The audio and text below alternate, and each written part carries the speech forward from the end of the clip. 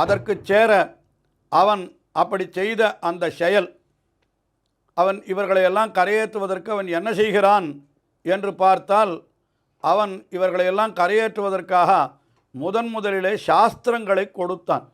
சாஸ்திரங்கள் என்னால் வேதங்கள், அதற்கு மேலே தர்மசாஸ்திரங்கள் என்று சொல்லப்படுகின்ற அறக்கட்டளைகள், இன்னும் இதிகாச புராணங்கள், இவைகளெல்லாம் சாஸ்திரங்கள் என்று சொல்லப்படுகின்றன. ஆக இந்த சாஸ்திரங்களை கொண்டு இவர்கள் நல்லது எது கெட்டது எது என்று தாங்களே தெரிந்து கொண்டு அதற்கு தகுந்தாற்போல் இவர்கள் இயங்க வேண்டும் என்பதுதான் அவனுடைய கருத்து. ஆனால் இந்த உலகத்தில் இருப்பவர்களோ அந்த சாஸ்திரங்களை முழுமையாக அறிந்து கொள்ளவே இல்லை.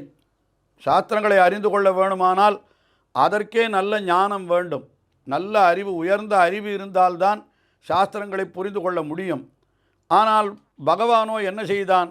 இவர்கள் சாஸ்திரங்களை கற்று அதன் மூலம் நல்லறிவு பெற வேண்டும் என்று நினைக்கிறான். என்றால் இது எப்படி?